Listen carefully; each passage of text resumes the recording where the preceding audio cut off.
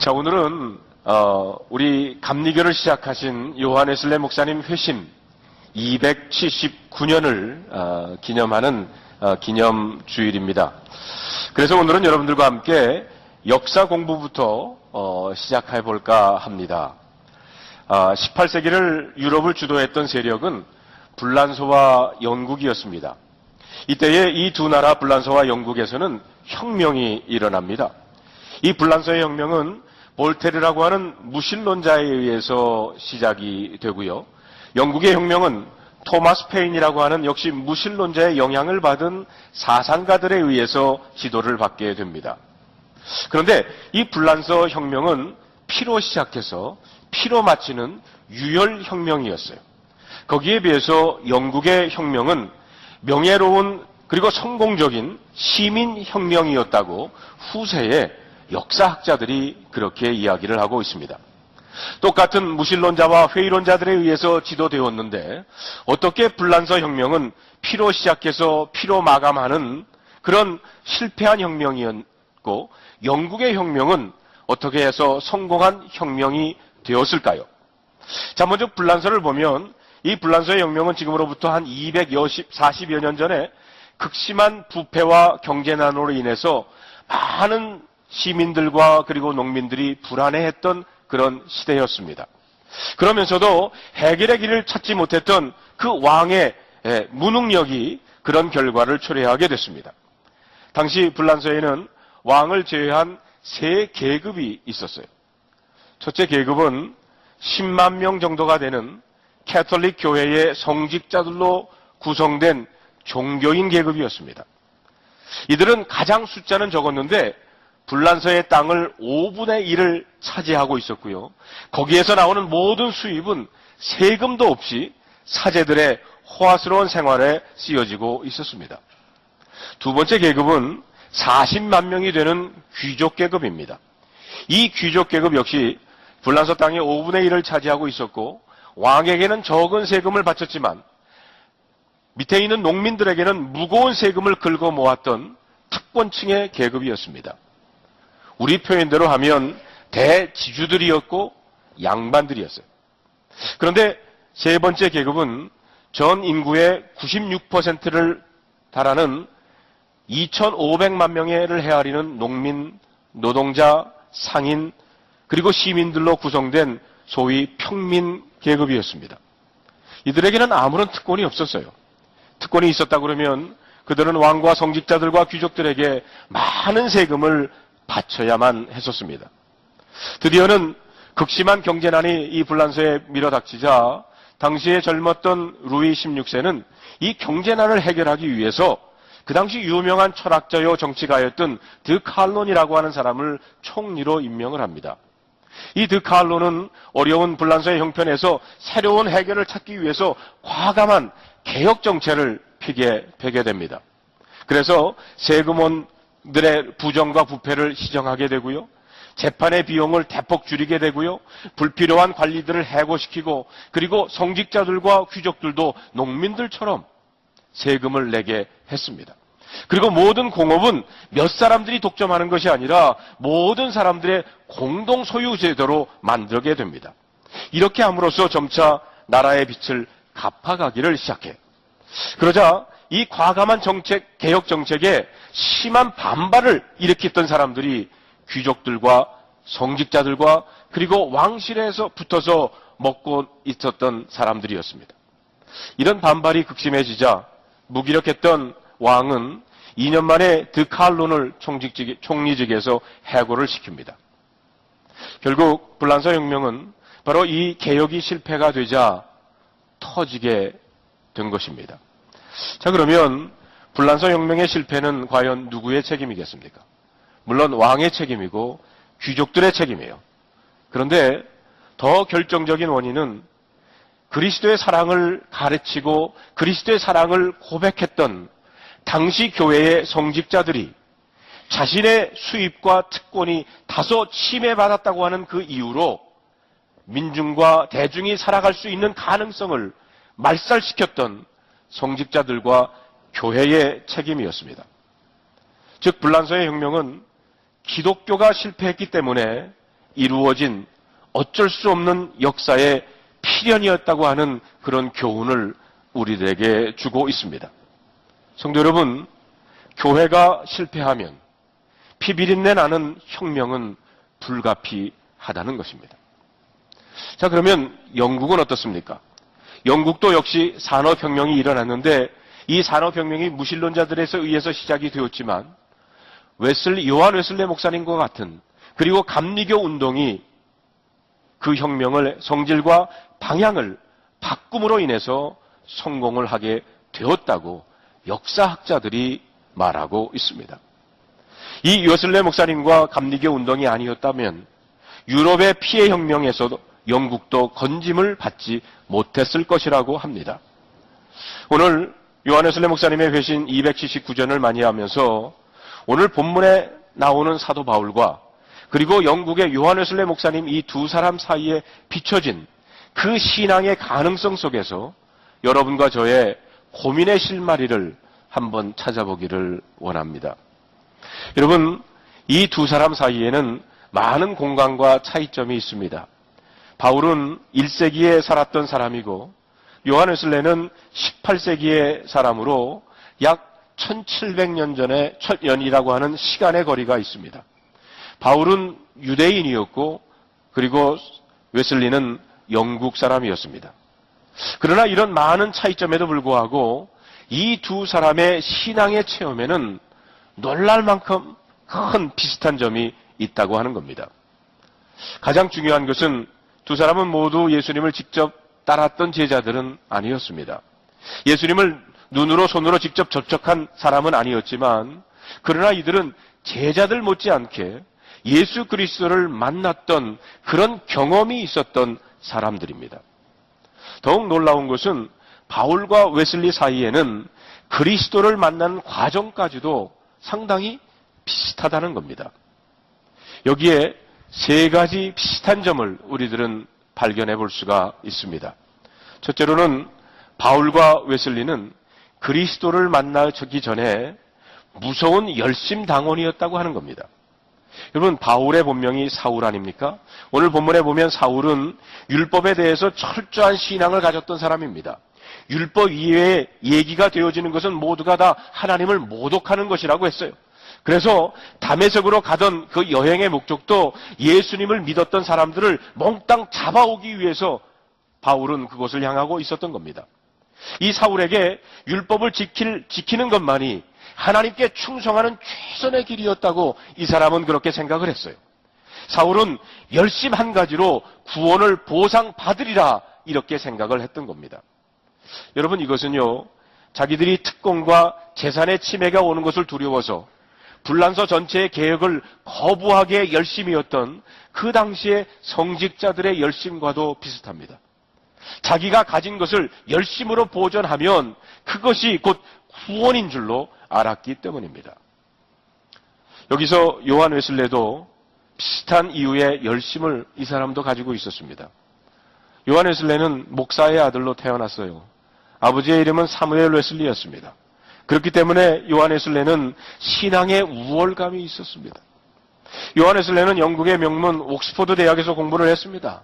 요한 웨슬레에게는 학문의 우월감이 있었습니다. 영국 교회의 성공회의 목사로 안수를 받았어요. 요한 웨슬레는 종교의 권위적인 우월감이 있었습니다. 그는 모든 것을 가졌다라고 생각을 했어요. 그래서 웨슬레는 1735년 10월 14일 신대륙 미국 조지아로 선교하기 위해서 자신 있게 떠납니다. 신앙의 확신이 없이도 자기가 갖춘 모든 것으로 선교쯤은 문제가 없다라고 자신만만하게 그 길을 떠나게 됩니다. 바울과 웨슬리는 똑같이 그리스도 없는 열심만으로 구원을 성취하려고 했던 것입니다. 그러나 그곳에서는 진정한 구원이 없었어요.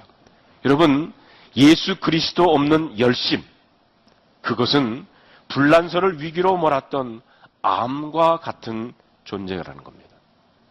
여러분, 우리가 신앙생활을 하고 교회를 섬길 때에도 우리 안에 그리스도가, 예수 그리스도가 없다고 그러면 아무리 우리가 열심을 내어도 그것은 아무 소용이 없다는 거예요. 여기에 두 번째, 두 사람의 비슷한 점이 있습니다. 바로 이때에 바울의 경우에는 갑자기 빛과 말씀이 왔다고 오늘 본문에 나오고 있습니다. 사울아 사울아 네가 왜 나를 핍박하느냐, 예수님이 이렇게 물으셨어요. 문제는 사울이 이 소리를 들었다는 데 있습니다.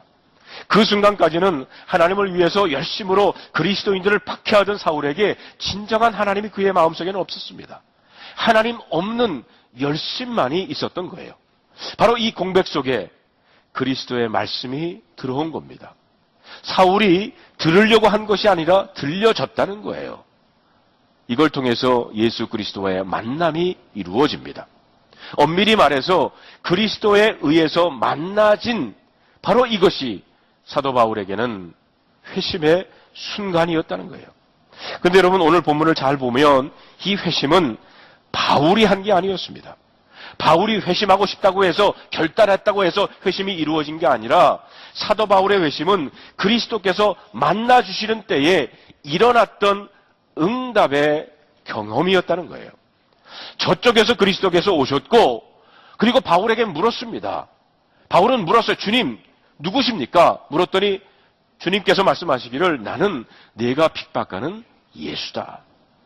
예수님께서 자기의 정체를 말씀하셨어요. 분명히 이 만남은 신비적인 경험이었습니다. 바울에게 중요했던 것은 그 경험 자체가 아니라 자기를 만나 주셨던 살아계신 부활하신 예수 그리스도였습니다. 웨슬리는 그런 신앙의 우월감을 가지고 내가 많이 배웠는데, 나는 목사 아들인데, 나는 성공회에서 목사를 안수받았는데, 그런 마음을 가지고 배를 타고 미국을 향했어요. 그런데 미국으로 오는 가운데 대서양에서 풍랑을 만나게 됩니다. 바울은 두려웠습니다. 내가 혹시 이곳에서 죽는 건 아닌가? 그런데 어디서인가 찬송 소리가 들리는 거예요. 그 찬송 소리를 찾아서 가보니까 배 밑창에서 성도들이 모여서 예배를 드리고 있어요. 바울의 마음속에는, 웨슬리의 마음속에는 도대체 내가 믿는 하나님과 저 사람들이 믿는 하나님이 뭐가 다르길래 저 사람들은 이런 풍랑 가운데서 예배를 드리고 있고 나는 이렇게 두려워 떨고 있을까? 신앙의 위열감 속에 이 웨슬리는 그 자기의 신앙을 의심하기 시작했어요. 요한 웨슬리는 사바나 조지아에서 1년 9개월의 선교는 실패와 좌절뿐이었습니다. 그의 실패에는 몇 가지 원인이 있다고 딜린 버커라고 하는 역사학자는 3가지를 지적하고 있습니다. 첫째로 웨슬리는 조지아의 인디안들의 생애 문제나 그들의 형편은 연구도 관심도 없이 자기가 아는 것만을 일방적으로 강요했다. 거기에 실패의 원인이 있고요. 두 번째로는 웨슬리는 영국에서 배운 귀족교회의 의식을 그대로 이식시켜옴으로 인해서 그곳 식민지 정착인들에는 그것이 맞지 않았다라는 것이고요. 그리고 세 번째로는 웨슬리의 가장 결정적인 이유는 웨슬리는 남의 영혼을 구원하려고 했지만 자기의 영혼은 구원하지 못했다라고 지적하고 있습니다. 요한 웨슬리는 1738년 2월 1일 완전한 실패자로 영국으로 도망을 옵니다. 선한 일을 열심으로 해서 구원을 성취하려고 했던 요한 웨슬리는 한 걸음도 더 나갈 수 없는 좌절에 빠지게 돼요. 영국에 돌아온 지 4개월쯤 되던 해 1738년 5월 24일 저녁이었습니다. 그는 얼더스게이트라고 하는 길에 있는 자그마한 채플에 기도 모임이 있는 곳에 우연히 들리게 됩니다. 그곳에서 어떤 사람이 마틴 루터가 쓴 로마서 강의 서문을 읽고 있었어요. 요한 웨슬리 목사님의 일기에 보면 그날에 대해서 이렇게 기록을 하고 있습니다. 저녁 8시 45분쯤 되었을 때 그 사람은 루터가 쓴 로마서 강의 서문을 읽고 있었다. 예수 그리스도를 믿는 신앙 안에서 하나님은 우리의 가슴 속에 변화를 가져온다고. 바로 그때 나는 이상하게도 내 가슴이 뜨거워짐을 느꼈다. 나는 처음으로 예수 그리스도를 정말 신뢰하게 되었다. 나에게 확신이 왔다. 그리스도는 나의 모든 죄를 모두 용서해 주겠다는 확신이다. 그리고 나를 죽음과 죄에서 자유케 하셨음을 느끼게 되었다. 열심 하나만으로 쌓았던 지식과 영국 교회의 그 목사의 권위가 실패한 바로 그 공백에, 웨슬레의 가슴의 그 공백 속에 살아계신 예수 그리스도께서 말씀해 주신 만남이었습니다. 웨슬레는 이 놀라운 신비적인 체험 이후에 그 경험 속에서 만났던 살아계신 예수 그리스도가 그의 삶의 주인이 되심을 감사하고 감격하면서 살아가게 됩니다. 바울과 웨슬레의 회심의 경험 속에서 만나주셨던 예수 그리스도께서는 지금도 주님을 향해서 마음의 문을 열고 기다리는 우리 속에 새롭게 말씀하시고 계심을 여러분 믿으시기를 바랍니다. 이 두 사람이 비슷한 세 번째 비슷한 점은 그 만남이, 예수님과의 그 만남이 사역으로 이어졌다는 겁니다. 예수 그리스도께서 자기 정체를 밝히신 후에 바울에게 이렇게 말씀하십니다. 일어나 시내로 들어가라. 내가 할 일을 일러줄 사람이 그곳에 있을 것이다. 신앙의 경험 이후 사도 바울은 삶으로부터 도피하지 않았습니다. 새로운 선교회로 발돋움을 했어요. 크리스찬들을 잡는 일이 아니라 이제는 그의 열심과 지식을 사용해서 예수 그리스도를 땅끝까지 증거하는 그 일을 감당하게 됩니다. 여러분, 사도 바울은 결코 정치적인 행위를 하지 않았습니다. 그러나 사도 바울의 선교는 유럽을 그리스도의 사랑과 구원의 사건으로 뒤집어 놓는 정치적인 변화가 일어났다는 거예요. 여러분, 여기에 아이러니가 있습니다. 힘의 상징인 그리스도인들 앞에, 로마인들 앞에서, 철학과 사상의 상징인 히랍인들 앞에서, 그리고 율법에 매여 있던 유대인들 앞에서 바울은 예수 그리스도만, 부활하셨던 예수 그리스도만 증거했어요. 그러자 그 복음은 유럽과 세계를 그리스도화했고요. 그리고 그 복음은 그 사회를 변화시키기 시작했다는 겁니다. 요한 웨슬레 당시에 영국도 분란서와 비슷했습니다. 왕실은 부패했고요. 국민 전체의 윤리는 땅에 떨어졌습니다. 도처에 성행하는 술과 도박, 그리고 귀족들의 사치 생활은 영국 사회를 정말 부패한 사회로 만들어가고 있어요. 그러면서도 귀족들은 착취가 극심했고요. 노동자들은 혹사와 좌절, 그리고 심한 불만 속에 살아가고 있었습니다. 불란서처럼 영국 교회도 특권과 그리고 영광만을 즐기고 있었어요.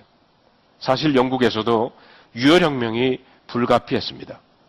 그러나 이때 영국 안에는 새로운 운동이 일어났어요.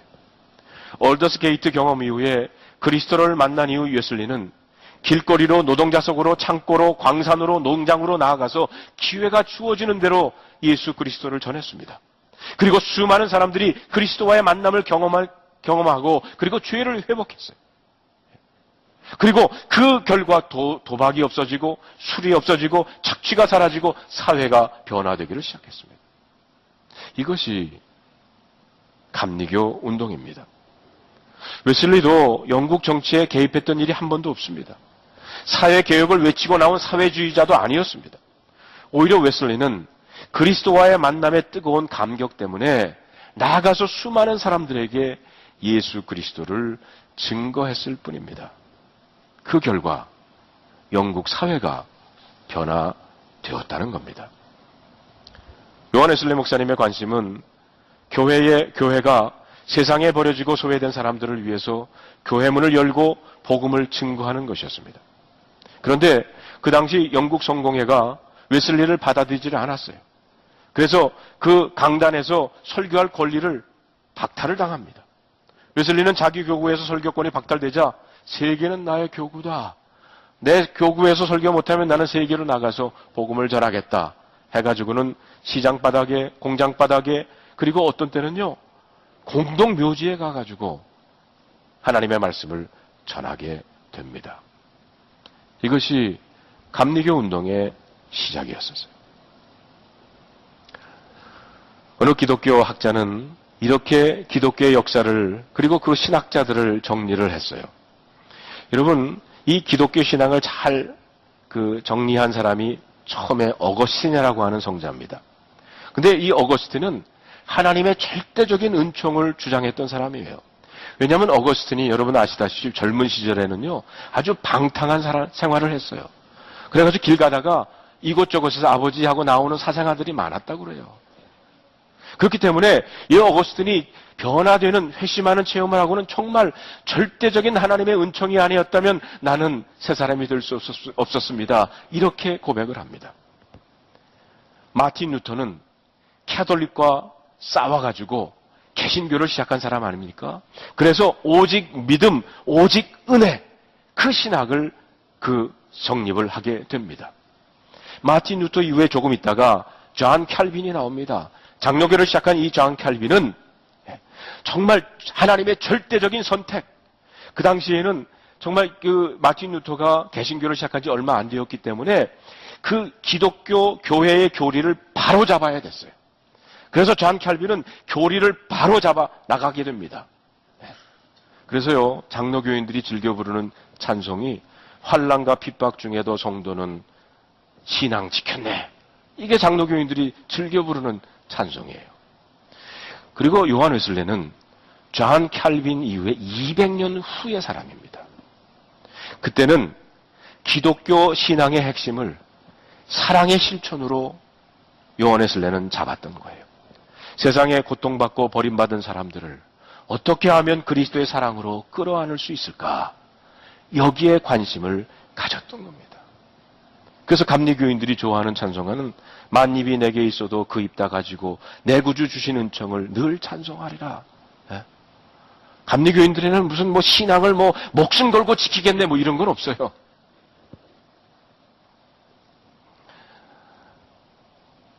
여러분, 이 감리교 운동을 회복하자고 하는 오늘 말씀을 통해서 저는 세 가지를 오늘 말씀을 통해서 찾아보게 됩니다.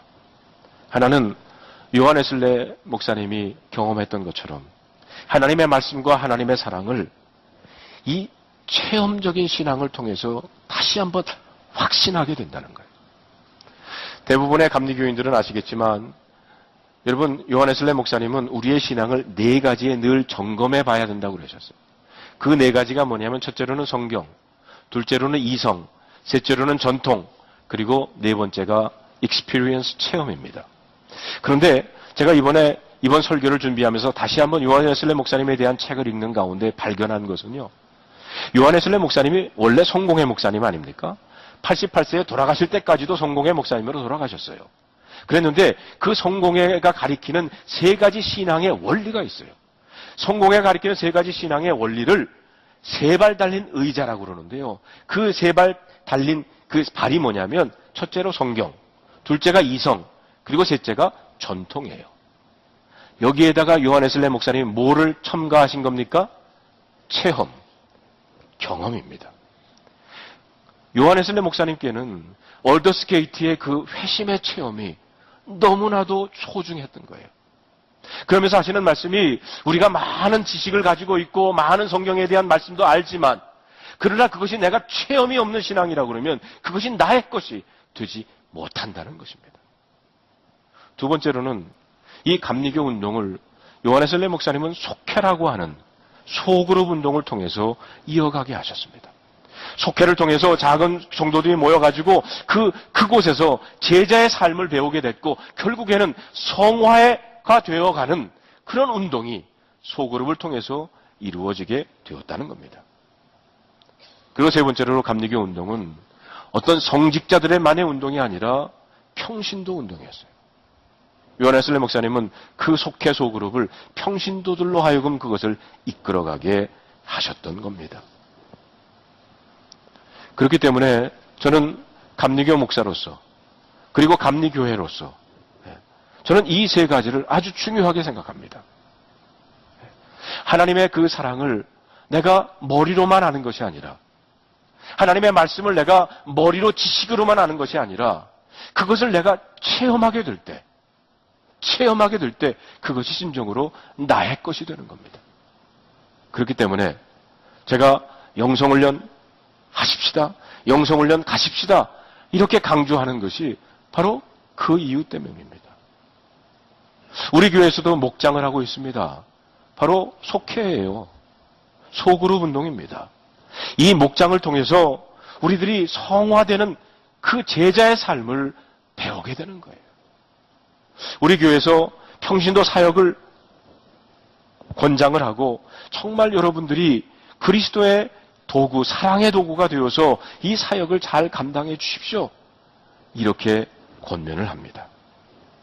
여러분, 우리 교회에서 영성훈련을 강조하고 우리 교회에서 소그룹인 목장을 강조하고 우리 교회에서 평신도 사역을 강조하는 이유가 뭔지 아십니까?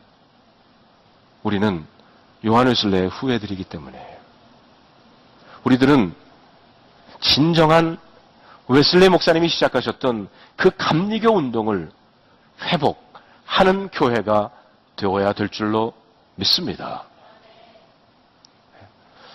요한웨슬레 목사님 회심 이후에 200여 년, 거의 300년이 돼가지고 감리교가 여러 모양으로 바뀌었어요. 여러 모양으로 바뀌어갑니다. 그래서 어떤 때는 감리교 이단 아니야? 이렇게 얘기하는 장로교인들도 있었어요.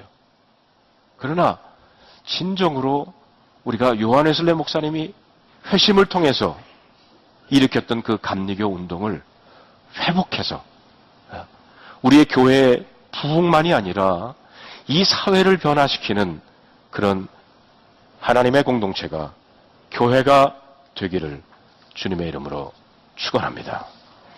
기도하겠습니다.